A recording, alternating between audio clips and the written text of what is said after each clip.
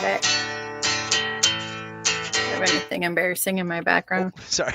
Hello, Yeti Nation is what I've said all year, but we are finally back and ready to go with the NABLL.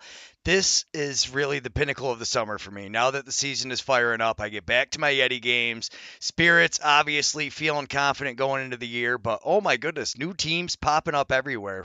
What's going on, guys? I just threw about 700 things at you, but feel free to answer whichever one you want. Beecher, how we doing? How are you feeling? Because it's a marathon for you starting Saturday. Yes, it is. And we are ready. We just purchased our newest edition so we can be streaming two rinks simultaneously with some streamcasts. We got another laptop today, so we are all up and ready to go. So this way, now when we go out to nationals, which I'm sure won't be announced yet on the show, but we will get to it soon, we can stream both rinks without a problem and having to worry about who brought what. We'll have all the stuff for it. That's awesome. Yeah, yeah. Yeah. So every year, I feel like you make another step. Sooner or later, you're going to be broadcasting NLL games and NFL games before I know it. I feel like every time I talk to you, it's another step forward. Well, thank you very much. But that's what I was just going to say is really, I've kind of grown with you guys. You guys started the first year, you called us. It just happened to be our first year too. And then since then, it's kind of blossomed together. So year two, how did you guys feel? What did you feel went amazing from year one to year two?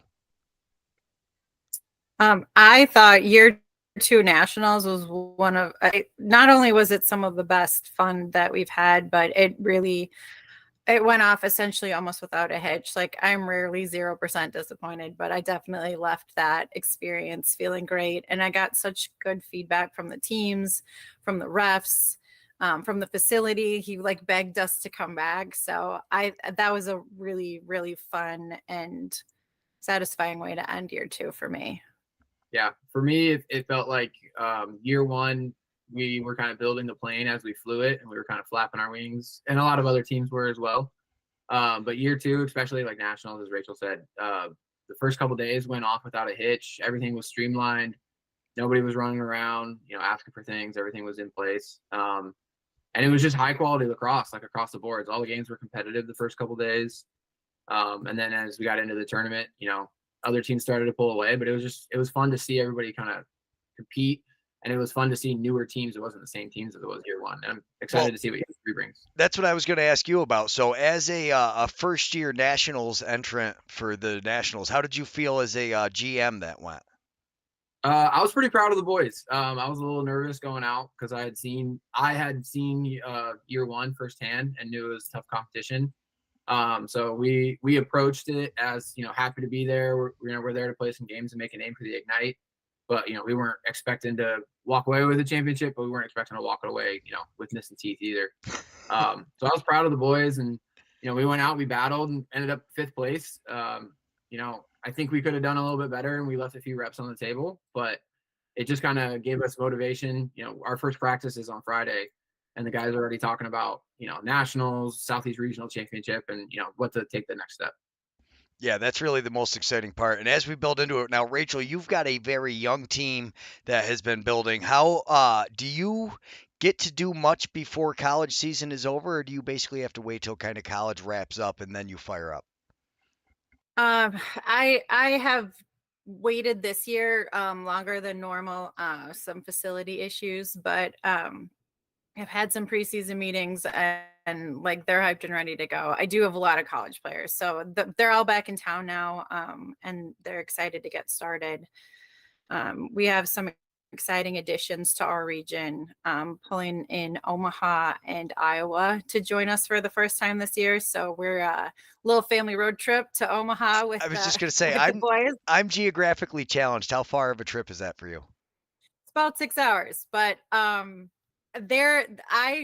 pitched it to them like with all the love in my heart, like, hey, we're gonna go, it's gonna be fun. And they're like, well, we can road trip. I was like, what else would we do, you weirdos? They're like, yeah. So like, team Airbnb, and like, we're so down for it. So we're excited to welcome the Rebels and the Dogfish to the Midwest region, and they've been really fun to work with so far. So I'm excited about those two. So you guys specifically for my region. Yeah, I was gonna say you guys gained two teams in your region, and you had already picked up, was it one last year? It was kind of a reorganization last year, so like rebranding, but similar like players in the games. So yeah, that team will be back and then we'll be welcoming the two brand new teams Dogfish are out from of the where? They play in Iowa. Fort Iowa. So, and it's about the same trip for you, 6 hours to go to one or the other. No, Iowa is about 4.5. But they're coming to us this year. They're actually our first set of games. We're playing a doubleheader against them to kick off the season. Oh, so you're gonna So kick off the we're gonna season with take a team turns. you've never played against before? We are with a doubleheader on a Saturday. Well, that gives you a ton of time to prepare in between games, obviously. So you get like that, what, a couple hours break, a downtime, everybody rest, and that's cool. I love hearing the new teams coming in, and that is sweet. So were these teams that were already in existence, or did they just kind of pop up for this? No, they already existed. They came These from. are both. Go ahead, Rich. No, you go ahead. You're already halfway there. They're both teams from the Great Plains League that has been in existence for the last few years. I think that league popped up kind of towards the end of the IBLA days. The Omaha crew, I'm actually really proud to add them to the league. That's my hometown. And when I was getting out of football and bouncing back between Nashville and Omaha, I was kind of there in the early days of when they were playing pickup box, and it was just a few guys. Um, they had guys playing.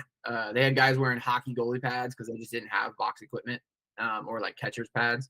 And it went from like pickup on Thursday nights with some college kids to now they have a fully organized team, competitive team. They travel outside of season, so I'm pretty pumped. I'm pretty pumped to have them in the league, and I'm sneaky excited for what they do in Rachel's division. No offense, Rachel, but No, I'm excited too. kind of pulling for them in that region, if I'm being honest.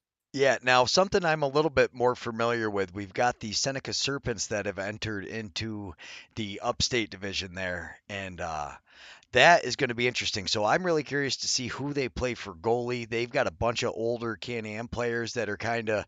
So we started doing the Blue Squatch stuff, and they started seeing Yeti stuff, and we got a lot of guys coming out of retirement, and that is kind of the farthest west team.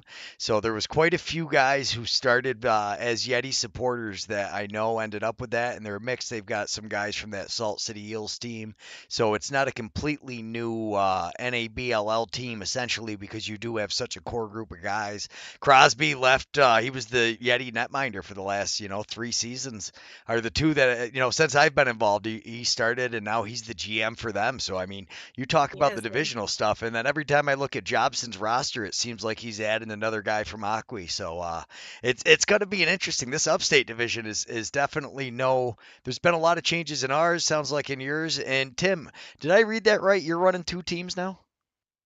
Sort of. So I have a couple guys who they're wanting to learn the process, and they're newer to town, so they joined us for the field side of lacrosse. And we've picked up a lot of guys who are interested in box. I think the success last year really helped with that as well. And we've just had a good core of college guys who've recruited their college teammates to play. So we're starting a senior B program. We're calling it like a developmental team, senior B team, even though the league doesn't have that yet. I mean, hopefully year 4, year 5, who knows?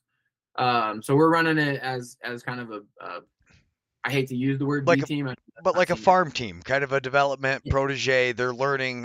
You'll get some guys that get some experience, kind of GMing and learning the administrative side of it. You've got a bunch of field players that are learning box. So it kind of sounds exactly what this league was developed for. Is you're just kind of taking a little bit and you take some experience. One of my favorite things about this is as you look around, it doesn't seem to matter where you go. Every team has like a legend of lacrosse somewhere that just Mhm. happened to show up in one of these areas and started coaching. I mean, when you just talk about the fact that like Tony Gray is down in Virginia doing that, and then when I talk to guys, I met up with some of the Haudenosaunee National guys, and they're like, "Oh yeah, Tony was on the first ever Haudenosaunee team," and of course, Tony never tells you anything about himself. So I mean, I knew Tony was a player, but let's just say after my trip to Six Nations last week, I learned a lot about Tony, and he is way too modest. One, obviously, and two, I mean, so doing what he's doing with Team Mexico and how involved he was with the original Haudenosaunee team that went to the Worlds, that's huge. So I mean, he's just been growing the sport of lacrosse everywhere he goes, it seems. Oh yeah, every other meeting we have as a board, or probably every other time I talk to Tony, we'll start talking about something, and we're talking about something out east, and he'll name drop somebody, and then he'll be like, "Oh yeah, he was on this team with me," or "Oh yeah, I played with that guy," and I have to be like, "Wait, back up. How do you know what?" And it's information that should have been told 2 years ago, but he just, "Oh yeah, I know that guy. I have his cell phone number." Yeah, I forgot about that connection that I had because I have so many. Yeah, That he is does that so all the time. Tony. Yeah, no, that was cool. So I was up there and we were talking. I actually sat down with Gaywash Schindler and we were kind of running through his, career. And all of a sudden he said something, and I said, "Oh, I know Tony Gray." I said because we were talking about guys from the Haudenosaunee Confederacy that are kind of going out and teaching the game other places. They've got Neil Powlis with the Netherlands. You've got Shenandoah with, I believe it's Ireland, and then a couple other teams, but Tony with Team Mexico. And I said that, and he didn't even know that. He was like, I didn't know Tony was there. He goes, he was on the first team in '94. I was like, really? He's like, yeah, no, he was part of that initial team when the guy I was interviewing was a ball boy for that team. So not to date Tony, but yeah, he was on that initial team. And it's impressive because I tell you what, I've seen Tony and I've seen a couple of the guys that maybe came out a few years after him, and I bet you Tony's gonna outrun most of them still. Yeah, it's a shame we can't get him to throw the pads on. I feel like he's still got a few reps left in him. He I think 100 so too. 100% does. I mean, you look at what Neil's doing in this league, and then he goes over to the Czech Republic and he's scoring behind the back game-winning goals, and like it's just quintessential for how this league has grown. So, obviously, year 2 was a success, but I mean, you feel there's something you got to work on. What would it be that you feel that the league, I guess, essentially needs to improve on the most? I mean, because last year was focused on the refs, and I think it showed when we got to nationals. I would say we're going to still focus on the refs, just simply because there's not enough well trained, especially in like the non-hotbed, non-traditional areas. Places that don't border Canada or have a big import of Canadians or Haudenosaunee Yeah, nationals. yeah. Well, and like even pulling our new teams in from around the country, like it's still a common theme. Like, well, I've got hockey guys, or I've got, So I would say reffing will forever be a priority for us. Dave has done such a good job like growing that web and getting the training in place. So area for improvement, just simply because I think it will always, there's no ceiling there. Like we can always just keep making that relationship Yeah, better. never ending. Um, It's just you're constantly going to need new guys and to replenish the talent. And it's a hard thing to get because guys that are still athletic enough to be an official a lot of times would rather be on the floor. For sure. We do have a great NLL connection. And I know that there's guys that are looking to like ref at the next level, just like we have guys who are looking to play at the next level. And now that we've made that connection with the NLL reffing core, it kind of gives incentive for a referee to work hard to come to our nationals and like get those NLL eyeballs Well, they're watching. following the same rules, which is opposed to a lot of these summer leagues that you see that play 3 periods. They don't have the over and back. And I mean, that's just the 10-second rule. You can go on. There's a lot of little details, but that is one thing that the NABLL does that a lot of summer leagues don't, is they follow that NLL format. And is it mainly because of the officiating, because you guys kind of find it the easiest to do it, or why did you guys pick that? It was for the officiating for the easiest. It was a rule book that everyone could agree on, and a rule book that everyone knows, instead of having to like talk before games of playing this rule book versus that rule book. But also just for both players and refs, just like Rachel just said. So that way, guys who want to play at the next level, refs who want to ref at the next level, it gives us the ability to go to the NLL and have that conversation of like, we're playing by your rules, we're playing by these formats. And it's just a seamless transition when we get to that point for players, officials, and just the league as a whole. I Absolutely. would say for actual improvement, Tim segued into it beautifully earlier. By like growing that team, we have maybe 4 or 5 teams around the country that are starting to look at like, I've got enough to make 2 teams. And so looking at leveling out at some point and like giving those guys who are looking for their shot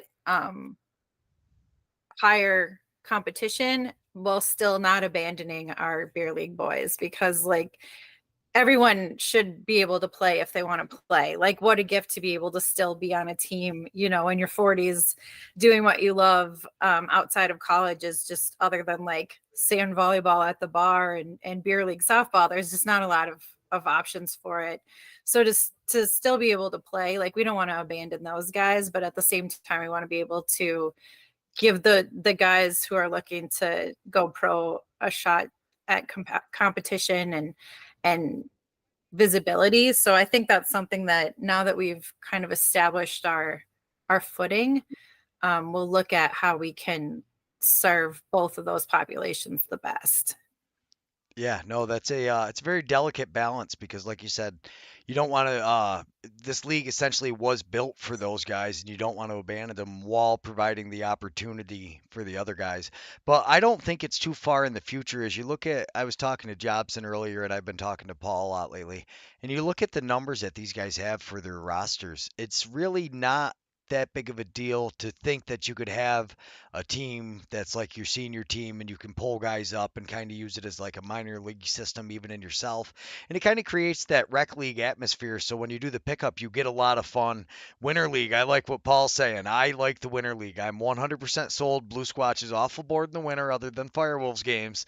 We could definitely use a winter league to film if we could make that happen. But no, the that would being interesting. But I mean, how do you essentially, what is the number you're looking for these programs to have? Do you think is the magic number to be able to have two teams? I think you got to be in the high 40s to even start having that conversation, mostly because I mean, it depends on each team individually, but just using Nashville, for example, like we were in the high 30s, low 40s last year, but we have a mix of college kids, guys in their early 20s, young professionals, early 30s. But then we also have that core group of guys that started playing box in Nashville 15 years ago, and now they're in their late 40s. They got kids and all that. So getting everybody on the same schedule is tough. So even if you got 40 guys and you could arguably make two teams of 20, you're always going to be missing, 8 to 10 guys. Who can take a week off? Some guys for that week off in the year for nationals. And I mean, it's not a week, it's a weekend, but by the time you get out there and everything and it is tough to get that kind of thing off. So, yeah, Jobson just said he's got 54 now. Is that too many? I think you should be able to form two teams. No, Nate, that's great. Sounds like great. I think he can start having that conversation. Well, it also depends on goalies. You need at least 3 goalies there. So you need goalies and you need leadership. Like Tim can echo this. Like, if I would hate to start another team and not have somebody there to represent for them, like Tim said, he's got some guys that are interested in learning the process of the administration of a team. You got to have the leadership that's willing to put in the time and the effort, and you got to have goalies. Yeah, no, the GM's is the most undervalued position in this entire thing. And I know you guys try to really focus on making sure it's a manager's league, but really the scheduling, all the extra hours it takes, there's so many small things that people don't think about, like, just getting your water where you need it. And yes, you have people here and you think you've got everything set, but do you have a trainer? I mean, there's so many things that don't get thought about. It really is. Like you said, it highlights how it works. And I mean, I think Jobson, it sounds like he's got 54. He ought to run 2 teams anyways. Yeah, and going back to the development question that you said, like for year 3 and like for the future, I think I'm kind of hoping what we're doing in Nashville kind of is a little bit of a guinea pig for everyone else to see, just so teams can start having that conversation, start thinking about all those things, and then come to the board and ask, can I do this? How do I do this? What's the process? So maybe not next year, but the following year we can start having that conversation of having a senior B, senior A league or juniors league or something along those lines. There's just a lot of those logistical questions that I'm kind of hoping to struggle with this year so that other people don't have to next year. Because you're right, got to have water for 2 games, got to have locker rooms for 2 games, got to have refs for all that, coordinating schedules where one team might be away, one team might be home. It's a lot of check boxes that you're gonna have to cross if you have 2 teams. But I think it's a necessary step in the right direction that the league's gonna have to get to eventually. Yeah, no, 100%. But as you talk about it, so you're never really going to be traveling together unless you find another team that has a similar setup. So you really would be kind of going opposite directions. And then something that kind of occurred to me as you were talking about it. So if you ran a program like that and say you've got 3 guys from that team that would really help, I mean, you can bring guys from your division, but is that something the board has kind of brought up? Are you guys going to how would you even in theory, and I'm definitely not asking you to commit, but what would you envision being able to draw up a program where you can take guys from 2 teams and kind of move them around to nationals and stuff I like that? mean, and I don't want to speak for the board, but in a perfect world, in my brain, if everyone had a senior A, senior B, you could just treat it like the NHL, AHL, and just call guys up, send guys down, all that. I like But that for this idea. year, That's but it. We just unanimously decided. Sorry, guys, you don't have to ask anybody else. Me and Tim. I can't even tell you, Greg, how many times we have the best conversations that aren't on the agenda in our board meetings. And I'm telling you, like the passion that is behind what we're doing, it might not always be evident out in the world, but I can tell you these meetings, like we have some of the best dreamers conversations, like, oh man, you guys, what if we did this? And this whole like split, I can't even tell you how much like we've spitballed and like started to draw up plans. And even when we were still writing the rules and regulations before we were an actual league, we had like a 5-year plan and a 10-year plan. And like, I feel super lucky to like sit with these guys on a weekly basis. We've just had some really, really high quality meetings as of late about like, we have so much structure in place that we can dream about the future now. And I'm telling you, like this whole, what Tim's piloting kind of, it's a passion project for almost everyone on the board, is to like find like that next thing, like just yeah. We've What a just problem to have, though. it's hard to like You're say how growing, yeah. exciting it's been. No, I mean, what a problem to have though. You're growing numbers and you're looking at things like that, and you're next thing you know, you're like, oh my goodness, how do we manage 50 guys? Obviously we need to have 2 teams. What a cool no, you guys have definitely done a great job.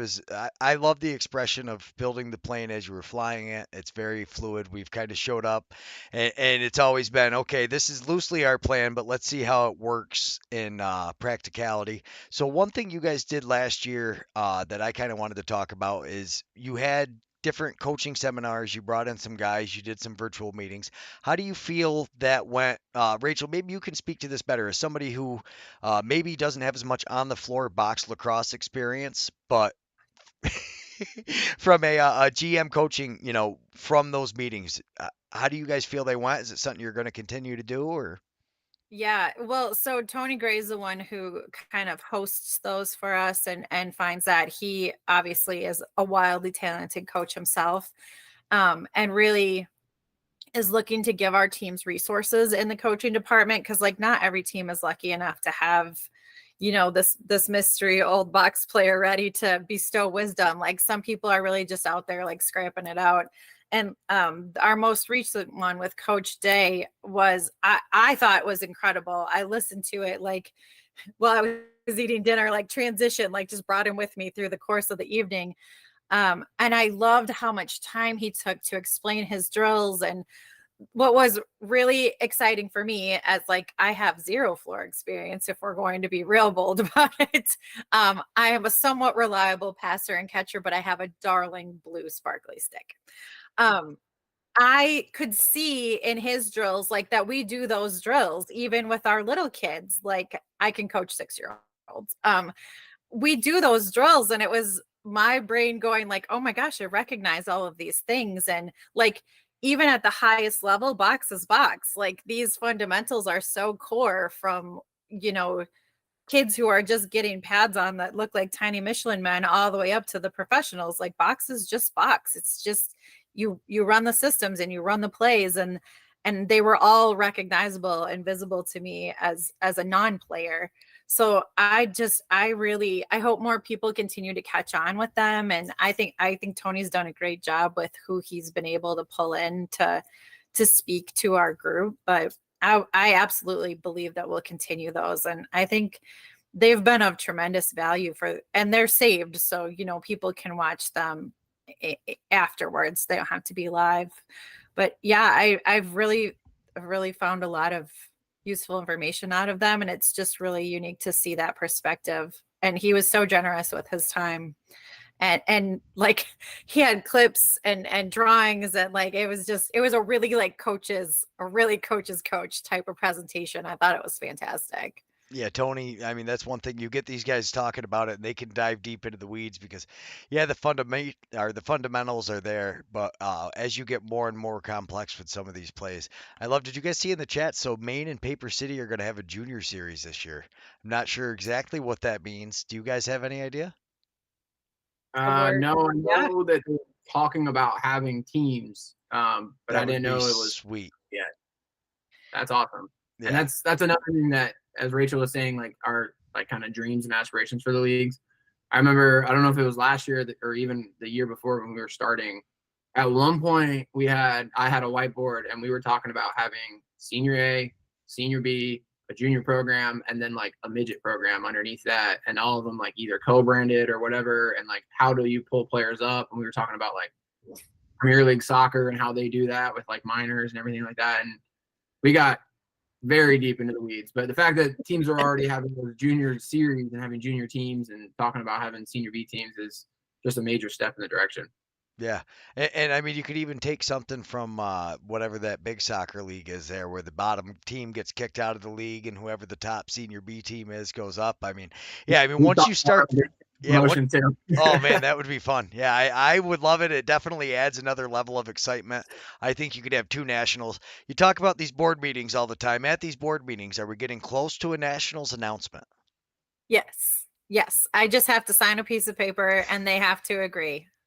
And as long as that goes through, so we have a general idea. There's no announcement coming out yet, but basically you're just waiting on the dotting of the i's, the crossing of the t's, and everything should be announced soon. So hopefully next week on our show we can be announcing. I think we could announce next week. I feel pretty good about that. Tim, what do you think? I'm good with that if you're good. I was just about to say you're the one who has to sign the paper. I am the one who has to sign the paper. I'm ready to sign the paper. And they're ready to sign the paper. So I think the holiday weekend kind of like Everybody hung needs a on to little our time ankles to. a little bit, but I think we're ready to shout it from the rooftops next week. Yeah, that's awesome. I can't wait. I'm very excited. It has been a banner year for box lacrosse. Worlds are coming to a theater near one of your divisions where you guys actually have a ton of people. One thing that is amazing about the World Games is you're going to have a ton of players coming that don't normally get to play, and we're going to see a ton of NABLL players playing on separate world teams. I mean, so Tony's working with Team Mexico.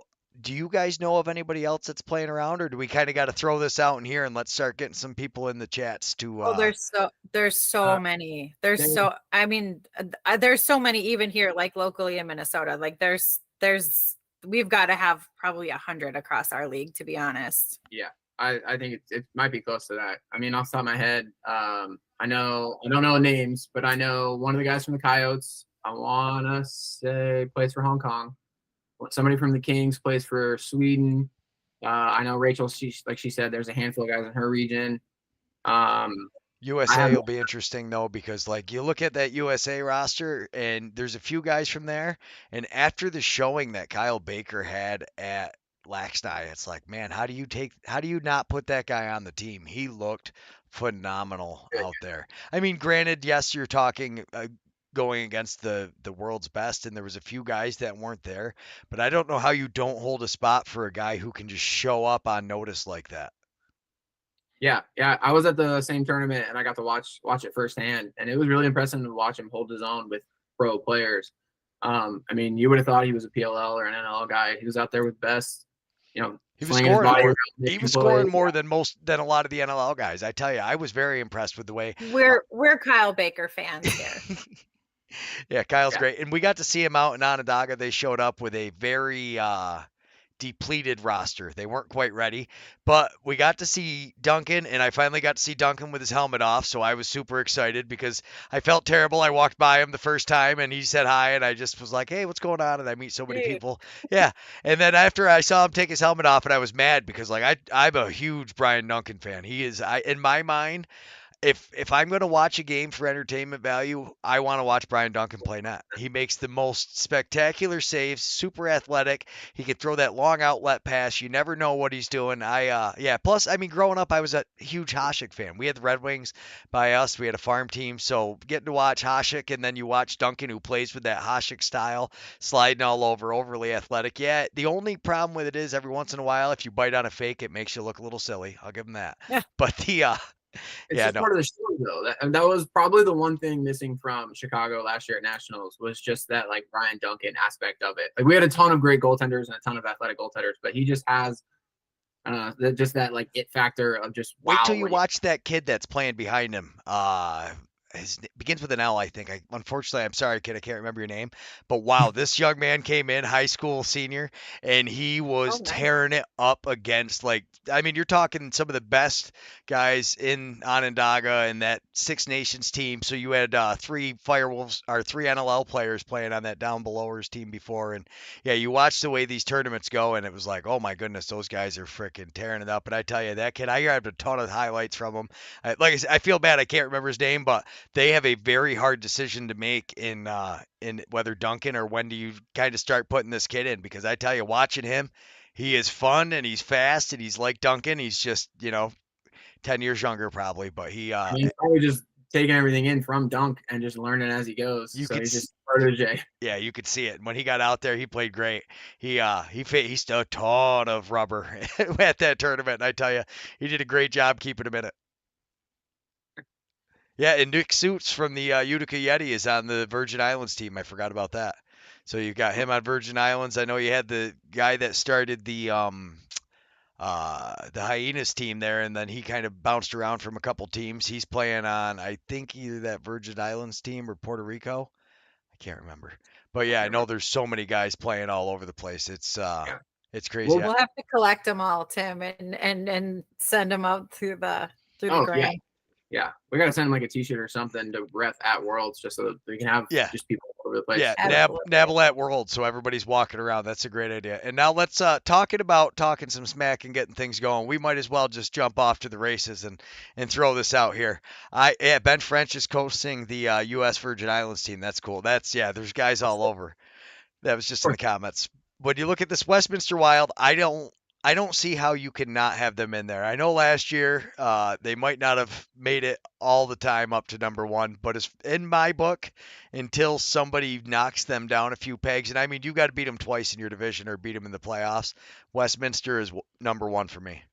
Yeah, they're stuck there until someone proves otherwise. I don't think I can move them from the number one spot until someone gives me a reason to. I know last year I moved them around a little bit, and we talked about it on the meetings. And it was more of a records thing because they play a slower season versus some teams. But yeah, they're the perennial king until someone says otherwise right now. Yeah. So Rachel, I gotta say, as the director, were you thinking you were going to be handing that trophy off to the Wild 2 years in a row? Well, forgive me, Brian, for what I'm about to say. The first year I didn't pick them until I saw them play. So like obviously none of us are really close enough to see regular season games. So they were not my pick going into the national tournament, but that's some pretty lacrosse. Like as a pretty game. It's fast and it's fluid and like you can't even hit them. They're too fast. So after I saw them play, I was like, ooh, I might have a new top dog. So I was excited for them to come back and like see how they continued to stack up. I've already been assured that I will see them again this year. So we'll see if I hand the cup off one more time, but it won't. I mean, I shouldn't say it won't. I'm gonna hold my time. They might have some personnel changes. I've heard. I mean, Tinney told us last year at the end that he was done again. So we'll see if he's out there again. But like I said, when you talk about how much fun it is to watch them play, they throw, as far as stick skills go, that's where I think they really set themselves apart, though, is their passes are just lasers, stick to stick, going all over the place. They could throw it across Yeah. floor, they could throw it 200 feet on a rope. Yeah, no, I think their stick skills and really their lacrosse IQ. And then when you've got Brian back there, and that it just kind of adds everything together for them. And then we got to talk about the Spirits. So everybody thought the Spirits were going to run in at Nationals and kind of show them wild boys that you weren't nothing. And then we ended up seeing that. So the Spirits too. I know Jobson's excited. They've got all kinds of new guys. I mean, what did you guys? So what was your first, thoughts? We got to see all those guys come. I know he's had a coaching change, but to have the NABLL and then to have that storied. I mean, he had Travis Cook and Mike Benedict behind the bench. That was so cool. Yeah, I mean, I knew going into the year that they were going to be a tough team, but I know the struggles of being a new team, so I thought that would kind of plague them all year, and they proved me wrong. I mean, you and I talked about them, I feel like, every week on podcasts. I knew they were going to struggle with the format, and I know some of those Eastern teams do struggle with that Nationals formats because the games just go that much quicker, and you can't really, beat teams up and wear on them throughout the game. It's not a long game, the running clock, it's almost like you need two different teams because of the way they play their divisions versus the way you play in nationals. But that all kind of adds to it because that's where you're really going to see. And like I said, the Wild, I think that's why they shine so much because they don't rely on athleticism. Yeah. The Wild just have that like perfect mix of they got insanely good stick skills and they're not a true box team when you like actually watch them. They're not beating people up. They play solid defense. They pass the ball literally everywhere. And they can play the slow game and they can play the fast game. So you really got to pick your poison with them. But the Spirits did give them a tough game. I know it started, a little bit of an onslaught, but the Spirits, fought their way back into that game. I'd be interesting to see, Jobson isn't really a liar. So if he's saying he's got new players, he's saying he's got new talent. I'd be interesting to see what they do. But I mean, you only got one step forward, but you got a lot of steps back. So you never know. And they got a new team in that division. They got a lot of talent and they're in their own, backyard. So I think that new Seneca Serpents team, I can't wait to see them. The Yeti have kind of revamped their system too. We're going to definitely have to take a week and just kind of go through each division, get the GMs on, kind of hash it out with these guys and see what's going on. I love seeing Big Dave makes big saves up there at number 3 because we all know if a goalie gets hot, what happens? Your team's winning and everybody talks about how great your defense is. Yeah. Dave's the anchor of that team, but he's got a lot of talent out there in the West, which is a weird spot to think. But they got a lot of guys that play north of the border for them, and they've been around every year. They've been around. They've been a Final Four team. So I mean, it's hard to argue against them for that. I mean, they've never been able to take that step into the national championship game, but I mean, Dave gets hot, and one or two sticks get hot on the offensive side. They can beat anybody any day. Yeah, and I did put the 3 kings next to each other here because one of these years we are going to crown a king of kings. We'll get it done right and make sure we get it done. But we go to the next kings. Is that why they're 4? Is because you guys just rank them as not quite the best kings? We're going to call the Minneapolis Weak Kings one step down. Well, technically, if I remember correctly, and Mibbo and Dave can correct me, but I'm pretty sure there was a bet year 1 going into nationals that whoever finished the highest could keep the Kings name, and that was Seattle. So technically, Minnesota has to pay up. That's from my point of view. Mibbo, Dave, you correct me if I'm wrong. But no, they're at the 4 spot purely because that was where they ended last year after nationals. They ended in the 4 spot. That's all. That wasn't a Kings ranking or anything like that. It was just last year's nationals. I got to play them last year. They're a tough team. We made a little bit of a comeback. They gave me a concussion. It is what it is. Tim did have a concussion. I ran straight into 4 of them. So what are you going to do?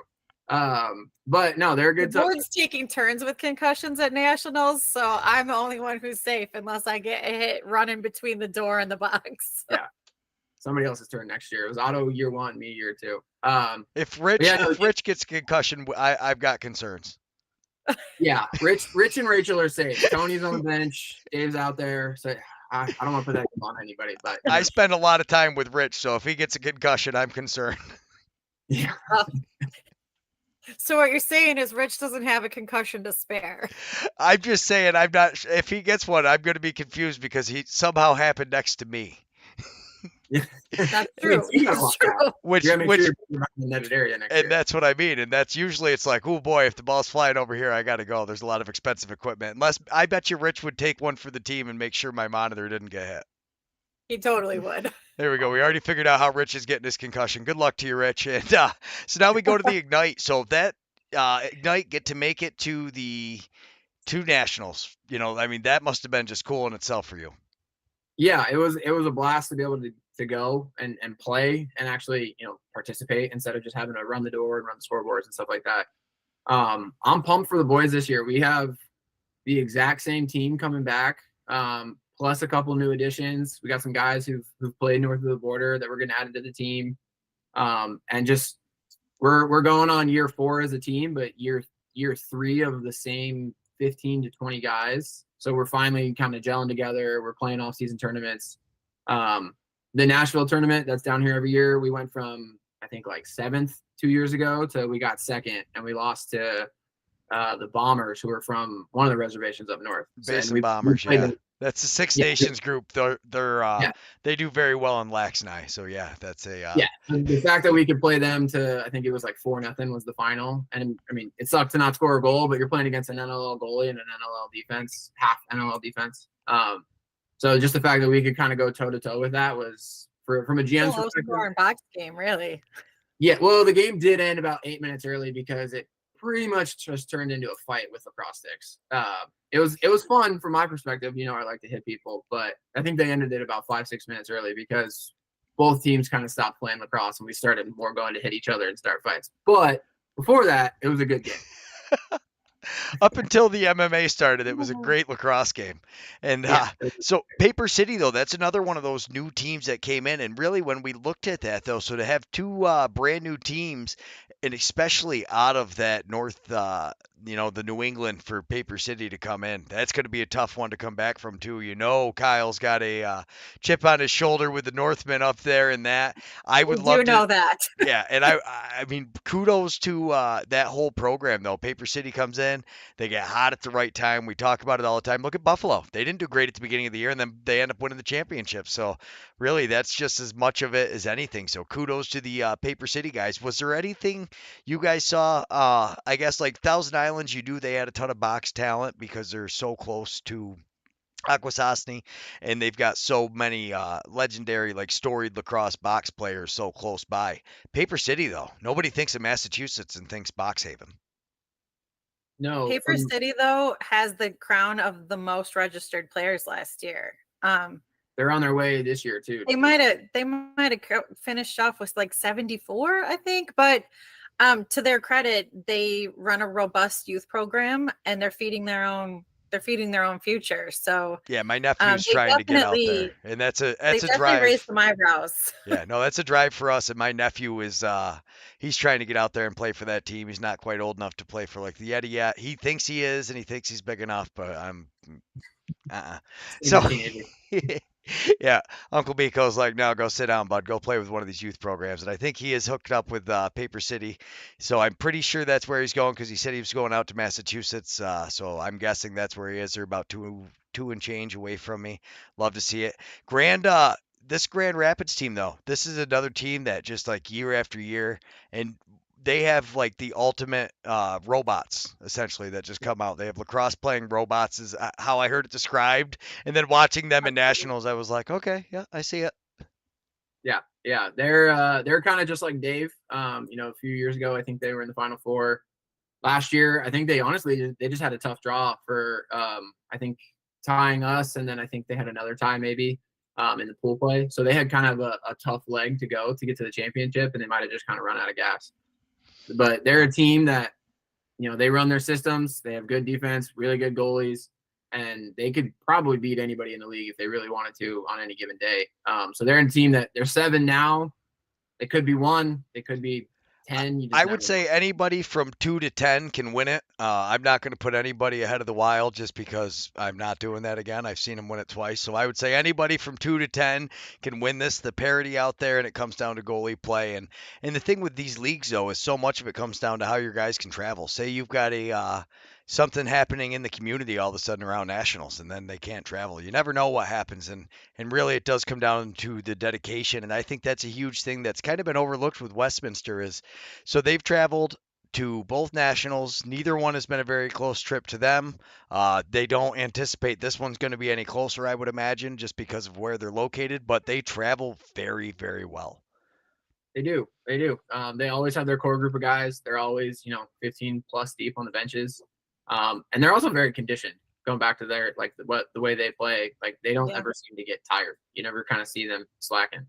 But the travel is kind of a perfect segue to number 8 for the Reapers. That was a team that used to be in my region, and they got hit with the travel bug, unfortunately, last year for nationals. So the fact that they played as well as they did was actually a nod to them and like how good they could be. I think they played their first 2 games, I want to say, with like 9 guys. They were short bench for sure, yeah. I was going to say, I thought it might have been 8. I thought they only had 3 guys sitting. One of them might have been a goalie, which is why it might have been, they might have had 2 goalies so that way. Because I remember looking at one game and I think I saw 3 guys on the bench and I was like, are you crazy? And then I was seeing how they were playing and I was like, wow. Yeah, they've got some studs on that team to even be able to finish the weekend without just getting blown out. That's a huge tribute to athletically, and their goalie played pretty good too. I mean, not that he had much of a choice when you're facing an onslaught, but he gets hot. They got a healthy roster. They can definitely do way better than 8th. And really, so many of these teams, when you talk about it, the Wild are not walking out of their division either. I mean, they've got some good teams. They've built. There's a lot of programs going down there. I mean, they're building lacrosse all over the place. So really, you talk about the Golden Bears too, and it's like, ooh, maybe they, upset them and throw everybody out of whack. So I don't know. Yeah, I know. I don't want to speak for them too much, but I know Rich and Tony. They feel pretty confident about their team this year. Nate and Scott with the Arrows, I know they feel pretty confident with the group they got. They got a nice core group that's played together for a while. So the Wild, they got targets on their back for sure. Well, they got 2 targets now, one on the front, one on the back, being back-to-back champions. But everybody that plays them is going to bring their A game. I don't think they'll get a day off the whole summer. No, you got to expect that. And like I said, I'm picking the Wild, and I'll tell everybody right now, I'm picking them until somebody proves me wrong, and I'm not thinking it's going to happen anytime too soon. But I mean, you never know. And when we talk about the way that these teams travel, though, like I said, I can't just speak enough for how grateful I am that everybody goes out and plays nationals, because really, essentially, without them, I'm just sitting there talking to myself about nothing. And the amount of work that all the players, coaches, and GMs put in, I would really like to just thank all of you guys, because really, without you, I'm just sitting here talking to myself about nothing. So, yeah. It is awesome. I love it. I'm super excited for nationals again. We've been doing this for 50 minutes. I know we were going to try to keep the shows to half hour, 45 minutes, but it never seems to fail. Once you start talking lacrosse, I mean, this is just what happens. Rachel, what are our chances of finally seeing the Isotopes out at nationals this year? Oh, goodness. I'm not trying to put you on the spot as far as saying that you beat it. I'm just talking how much improvement now that you're going into year 3 with, just getting some of the maturity, the guys aging up, and just now having 3 years of box experience. Well, this is actually our 4th year. We were, our first year was with the IBLA. So this is our 4th year. It's a mulligan year. They don't count. I refuse to comment. No, that's not true. I love my guys. They're very excited for the season to start. I'm bringing in some super fun new guys to supplement. I had a really healthy roster last year, and getting a decent number of those guys coming back. So maybe we'll be able to produce a farm team too.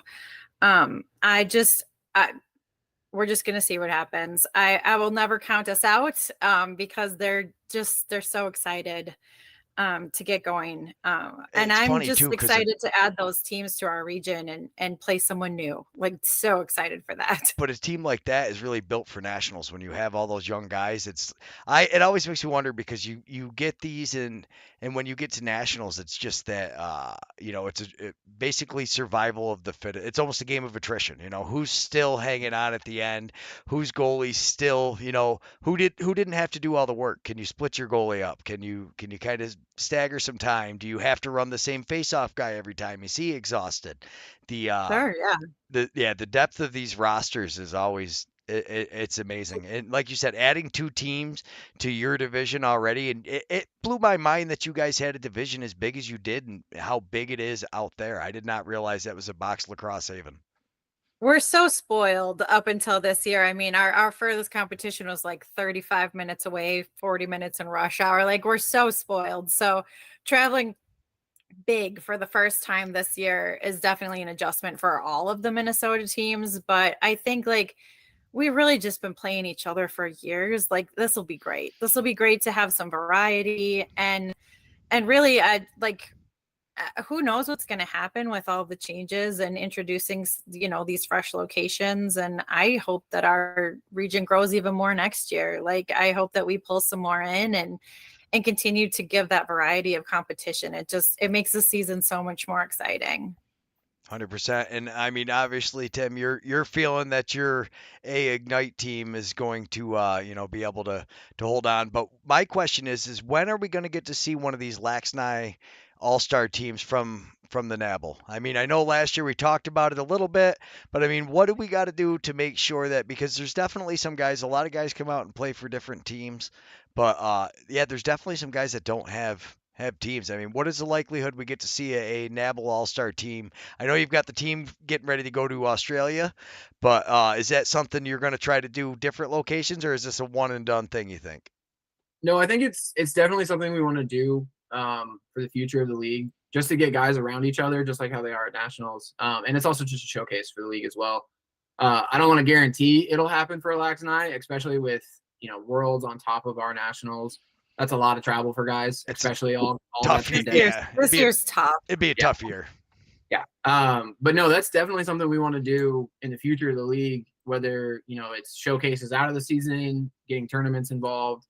One of the biggest hurdles, though, is, like you said, guys have other teams that they already play for or other clubs that they already play for. So we don't want to disturb those relationships, because those relationships help us grow the league. So we'll have to, kind of address each issue as it comes up. But it's definitely something we want to do in the future, just to showcase the talent we have in the league for sure. Yeah, because that's like, I look at what comes to Laxni, and there is definitely some talented teams, and there's a lot of the NABLL teams show up there as a team themselves. But you wonder if you took, like, the guys that aren't close enough to drive, like if you took the rest of the divisions that weren't in the New England upstate area and kind of combine them. Take that Wild team, you put Big Dave in there, and that you had a couple athletes from Minnesota, and here we go. It's like I'm excited for it. I would really like to see how it pans out. But as always, thank you guys so much for everything you've done for Blue Squatch, getting us going, helping do this. And what can we look forward to, I guess, next week as we roll in? Are we going to start some trash talk with the power rankings? We're going to just throw all the top 8 teams out? We might just throw it out with the bathwater. I mean, we got games starting this Saturday. You got 2 national teams playing each other. The Oaks and the Spirits are playing each other, and then they're playing each other again the following week. So yeah, the power rankings may just get dismantled starting on Saturday. Who knows? We'll see.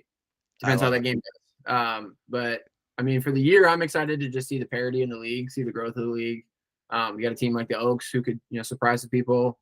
Team from Omaha could upset some people up in Minnesota. Who knows? But yeah, I'm just excited to kind of get the ball rolling and see how everybody's kind of growing into year 3.